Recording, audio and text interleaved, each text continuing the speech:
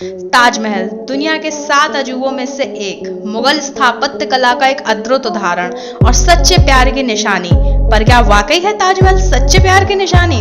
क्या ताजमहल को जो आज सच्चे प्यार की निशानी कहा जाता है वह सही है? क्या सच में शाहजहां करता था अपनी बेगम मुमताज महल से प्यार?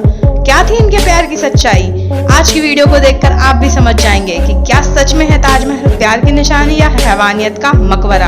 आप देख रहे हैं हमारी चैनल इंडियन स्वैग, जिस पर हम रोज एक ज्ञानवर्धक और रहस्यमय वीडियो डालकर आपके नॉलेज को बढ़ाते हैं। तो हमारे चैनल को सब्सक्राइब करें और बेल आइकन को प्रेस करें ताकि आपसे हमारा कोई भी वीडियो मिस ना हो।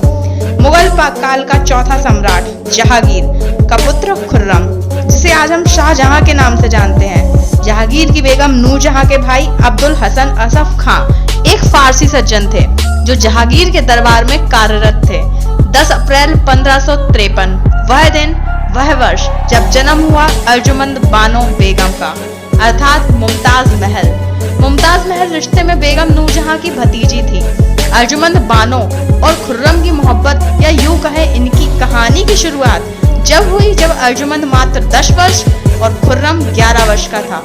10 वर्ष की अर्जुमंद एक बार दिल्ली में लगने वाले मीना बाजार गई, जहां पर खुर्रम ने उन्हें पहली बार देखा और मोहब्बत हो गई या यूं कहें बचपना। खुर्रम ने महल लौटकर जहांगीर को अर्जुमंद के बारे में बताया और उनसे निकाह करने की इच्छा जाहिर की। बेटे की इच्छा पूर्ण करने के लिए जहांगीर ने अर्जुमंद और खुर्रम की सगाई कर दी, पर इनका विवाह 10 साल बाद 10 मई 1912 को हुआ। पर मुमताज महल शाहजहां की पहली बेगम नहीं थी। शाहजहां का सबसे पहला निकाह क्वांदरी बेगम से हुआ। अर्जुमंद से निकाह के बाद शाहजहां ने अर्जुमंद का नाम बदलकर मुमताज महल रख दिया। निकाह के बाद हर साल मुमताज गर्भवती रहीं। मुमताज ने शाहजहां के 14 बच्चों को जन्म दिया, जिनमें से 6 का इंतकाल हो चुका था। मुमताज जब अपने 14वें बच्चे को जन्म दे रही थी तब मुमताज की मृत्यु हुई। कहा जाता है 17 जून 1631 में मुमताज महल अपने प्रसव के दौरान बहुत कमजोर हो गई थी, जिस कारण उसकी मृत्यु निश्चित थी। तब उसने शाहजहां को बुलाकर उससे कहा कि वह उसकी कब्र एक ऐसे मकबरे में बनवाए जिसको दुनिया प्यार की निशानी माने। तब ही ताजमहल की नींव रखी गई। ये तो हो गई उनकी वो कहानी जो हम पढ़ते आए हैं। अब आते हैं उन तथ्य पर जो ये साबित करते हैं कि ये प्यार की निशानी नहीं कुछ और ही था। नंबर 1, विवाह के बाद हर वर्ष मुमताज का गर्भ से होना, ये जानते हुए भी कि इससे उनके शरीर को बहुत नुकसान होगा, प्यार है। नंबर 2, मुमताज की मृत्यु के कुछ दिन बाद ही अपनी साली और मुमताज की बहन से शाहजहां ने निकाह कर लिया था। नंबर 3, ताजमहल को बनने में 22 वर्षों का समय लगा। तब तक मुमताज के शव को एक सामान की तरह बुरहानपुर से दिल्ली, दिल्ली से आगरा, आगरा से बुरहानपुर ले जाया गया। कहा जाता है इस दौरान मुमताज के शरीर की बहुत दुर्दशा हुई थी।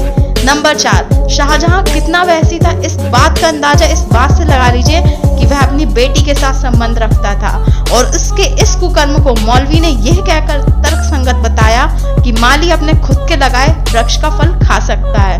नंबर 5, शाहजहां ने अपनी हवस मिटाने के लिए मुगल हरम में 8000 हिंदू स्त्रियों को जबरदस्ती कैद करके रखा था। नंबर 6, शाहजहां ने 58 वर्ष की उम्र में 13 वर्ष की एक ब्राह्मण कन्या से जबरदस्ती निकाह किया। गौर करने लायक बात यह है कि 38 वर्षीय मुमताज की मौत किसी बीमारी या हादसे से नहीं बल्कि 14वें बच्चे को जन्म देने के कारण हुई थी। यानी शाहजहां को मुमताज से प्यार नहीं था बल्कि उसने उसे बच्चा पैदा करने की मशीन बना रखा था।